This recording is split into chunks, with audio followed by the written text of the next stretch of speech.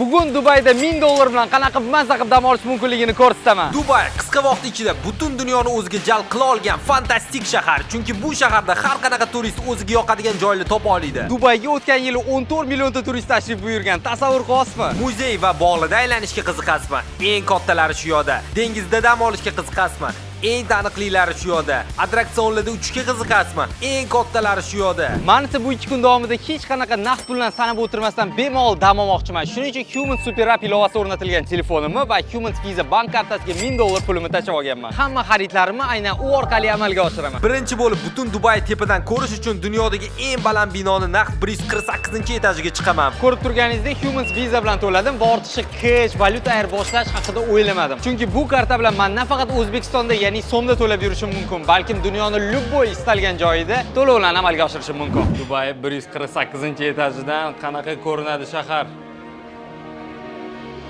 Hayotingizda bir marta albatta bu joyga chiqib, shaharni mana shunaqa tepadan ko'rishinglar baribir shart emas. Ya chiqmanglar.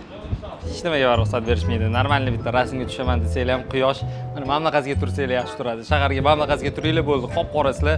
Xullas muzurkadir chiqadi. Birinchi sotib olishimiz yomon emas. Yomon, juda ham bekor ketdi pulim. Mayli, zato sizlar men qilgan xatoyimni qaytarmaysizlar. O'ylab ko'ring, Dubayga shuncha yo'l bosib kelsangiz, shuncha pulingizni shahar tomosha qilaman deb to'lasangiz, lekin Burj Xalifani o'zini tomosha qila olmasangiz, g'alati bo'lar ekan. Xullas, men bunga 10 dan 3 ball beraman va tezda dunyodagi eng baland binodan dunyodagi eng katta yashirilgan akvaparkka yo'l oldim. Aquafun GBR Beach plyajida joylashgan. 100 dan oshiq to'siqlari bor va 500 ga yaqin odamni sig'dira oladi.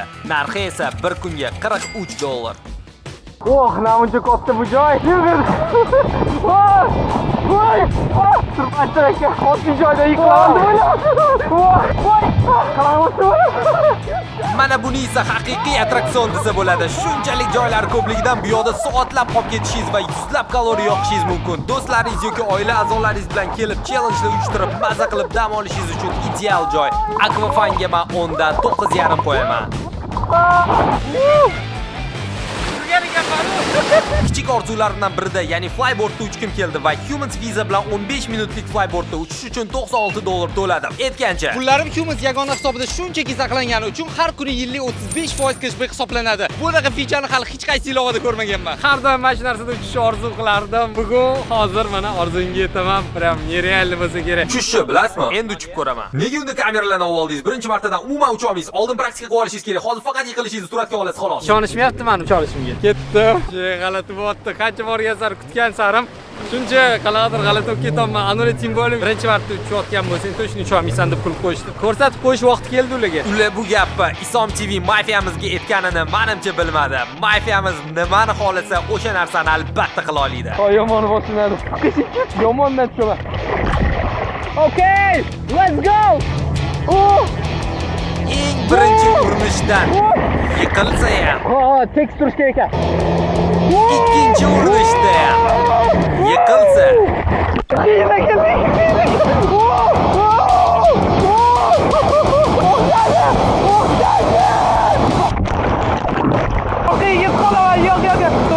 kontrol qilish bo'lsa, o'zimni yuraman, bemalol yo'qda.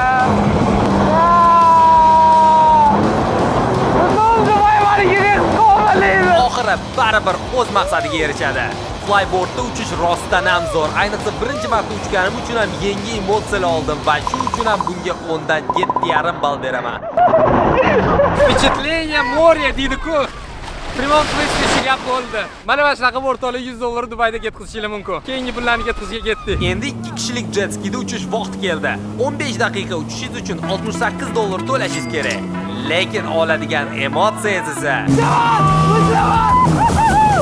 jet skida juda ham baland tezlikda uchib, kulli adrenalin dozasini ortig'i bilan ola olasiz.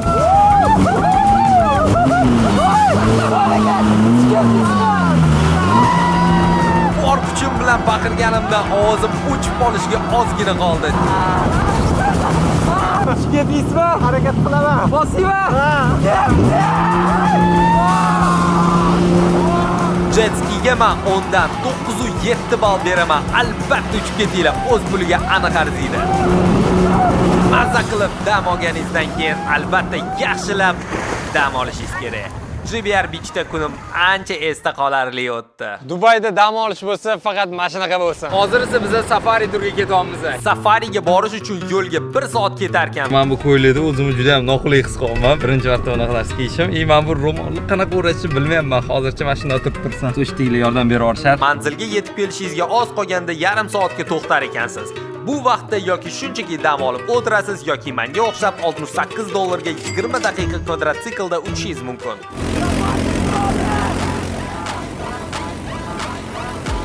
Men bir o'zim bo'lganim uchun tez zerikdim. Kvadrotsiklga 7 baho beraman, yomon emas. Uchib bo'lganimdan keyin safari qumli tog'larida mashinani drift qilib, silkitib haydash vaqtimiz keldi. Boshida juda xursand o'tiribman. Sekin-sekin boshim aylanishni boshladi va 10-daqiqaga kelib, tezroq hammasi tugashini va mashinamiz to'xtashini xohladim. Yaxshimisizlar? Hech narsa yaxshi emas. Boshim portlaydigan darajada aylanib, ko'nglim esa nereal aynib ketdi.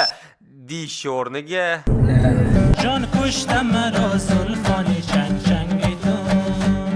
Jon ko'shda maro. Hali ham kuysizlar? Yo'q, bacharamdan ko'rmayapsanmi? Mashinani chetga olib to'xtat. Ikkinchi bu yo'lga boshqa qaytib kelmayman.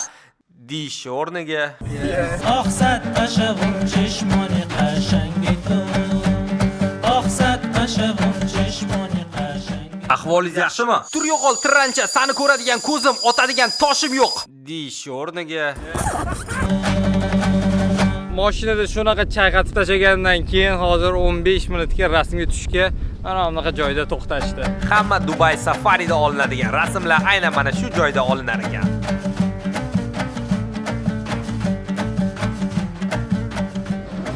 Yo'qmadimi? Menimcha, menga boshimda siqib turgani yoqmayapti. Olib tashlayman tishortni. Boshim ancha mazig'ildi, mashina kiymaylar. Endi bizani safari turimiz bo'yicha kechki ovqat va shouga olib kelishdi. Safari zo'r, shekilli, Zo'r ishoni. lekin boshqa hech joydan chiqmayman. Kechki go'shtli ovqat bilan birgalikda shouda birinchi arabcha qorin raqsiga tushdi. Keyin tanora raqsi boshlandi. Agar bizda mana shunaqa kiyimli erkaklar chiqsa, o'yinga bilmadi nima bo'lardi bularga. Tanora so'zi arabchadan rangli yubka degan ma'noni anglatadi va bu raqs davomida raqschi to'xtamasdan mingtadan ko'p marotaba aylanar ekan. Tanora raqsi islomiy mamlakatlarda, xususan Misr va Turkiyada juda keng tarqalgan folklor raqs turidir va uni tomosha qilish juda ham qiziq. Ayniqsa agar bunaqa raqsni hayotingizda birinchi marta ko'rib turgan bo'lsangiz. Hozir bular oxirida ko'rasizlar, alkashga o'xshab chiqib ketadi. Nerealni ko'p aylanishyapti. Raqs ma'naviy tinchlik va Xudo bilan bir bo'lish ramzi sifatida amalga oshirilar ekan. Qiliqlari ham futbolga ketadi. Voy, tug'dim bo'pti, yuqoridami? Voy, realni. Boshida nima qilyapti? Raqqosa 30 daqiqa aylanib, hech qanaqa bosh aylanish belgilarini ko'rsatmasdan to'xtay olganda hayratda qolishingiz turgan gap. Nerealni qanaqa bosh aylanib ketmadi bularni. No qiluvlari qanaqadir ayollarga xosroq bo'lgan narsalar. Kechani eng kulminatsiyasi esa olov shouda boshlanadi. Ikkita professional shoumenlar alkogol aralashgan maxsus ichimlikka og'zida ushlab turgan holda olov bilan juda ham chiroyli sahna ko'rinishi ko'rsatib berishdi.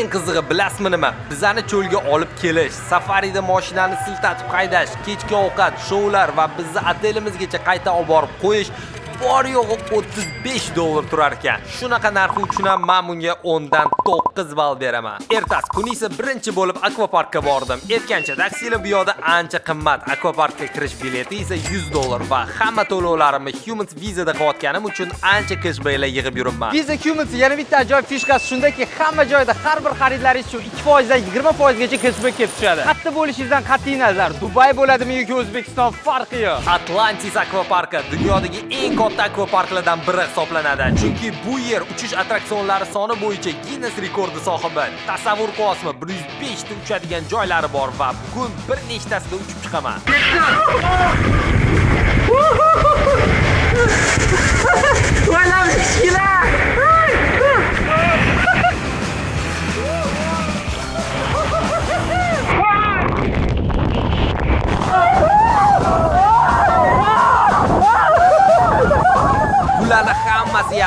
chunki har bir attraksionda uchishingizdan oldin uzun navbat kutishingiz kerakligi ancha zeriktirib qo'yadi.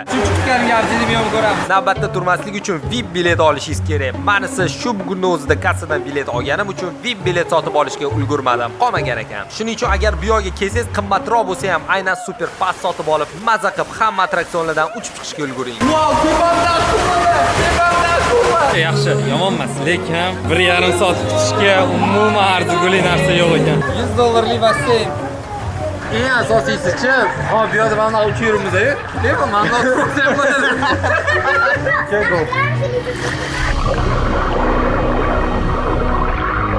Bo'ldi, chiroyli shu kadrni. Men olgan Atlantisga 10 dan 6,5 ball beraman. Agar VIP bo'lganida 10 dan 8 bergan bo'lardim. Suvni, qumni, olovni ko'rganimdan keyin havoda uchish vaqti keldi. Hozir men dunyodagi eng uzun zipline da uchaman. Bu meni Dubaydagi bugungi gold kartam. Agar uchayotgan paytimda mana bu narsa bo'ladigan bo'lsa, hammasiga roziman, hammasiga o'zim aybdorman degan narsalarni yozib beraman. Dirhamdami, dollardami, so'mdami, любой narsada to'layveraman. Bitta karta. 170 metr balandlikka ko'tarildik. Va hozir 0 dan 60 gacha 2,5 sekundda chiqadigan tezlikda 1 kilometr uchib yuramiz. Wow.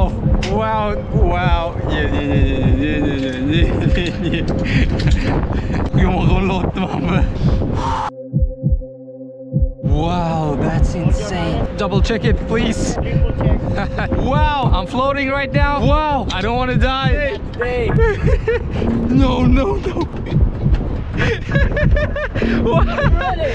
Yes! Mabodo yaxshi qotirilmagan bo'lsam 170 metrlik balandlikdan to'g'ri asfaltga qarab tushib ketishimni ko'rganimdan ichimda haqiqiy adrenalin oldim va oxiri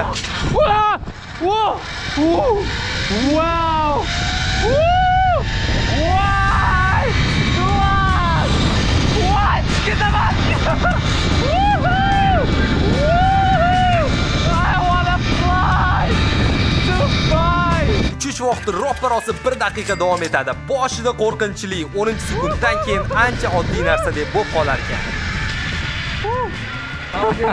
Thank you, that was amazing. Zipline'ga pulini agar hisoblamasdan aytadigan bo'lsa, 8 qo'ygan bo'lardim. Qorin shuraqancha oshib ketdi va bugun ujin qilish uchun antiy turgan Lotus Mega yaxtasini aytgan.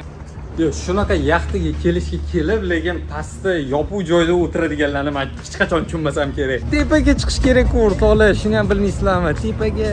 Lotusda birinchisiga bunaqa narsalar olib kelib berishdi. Qani boshlab ko'ramiz. Olib kelgan ovqatlarimni hali endi boshlanishimi deb o'ylasam, boqasi hammasi ekan. Shuning uchun yana spagettisini qaytarishini so'radim. Tushlikka $108 to'lasang, u qorning to'ymasa va taom unchalik ham mazali bo'lmasa ham bo'lmasaga. Lekin bu yaxtaga menimcha odamlar ovqati uchun emas, hamma o'z oilasi, do'stlari bilan birga kelib mazza qilib o'ynash uchun keladi. Keyin esa xuddi kechagidek shou programmalarini tomosha qildim. Buni hammasi yaxshi-ku-ya, lekin men bir o'zim yoki oilam bilan kelish kerak. Oila bilan mazza qilib dam olib ketadigan joy ekan. Oilasiz umuman bu hayotda bilmadim, zerikarli. Hamma narsani ham pulga ko'rmaydi, bu aniq. Bir o'zim boy bo'lib yashaganimdan ko'ra, oilam va yaqinlarim bilan o'rta hol bo'lib yashashni tanlagan bo'lardim. Lekin bizning mafiya ham boy, ham oilali bo'lishni uddalay oladigan odamlar, to'g'rimi? Videoni shu joygacha ko'rgan bo'lsangiz, harakatimizni qo'llab-quvvatlash uchun like bosing. 100 mingta like yig'ishimiz kerak.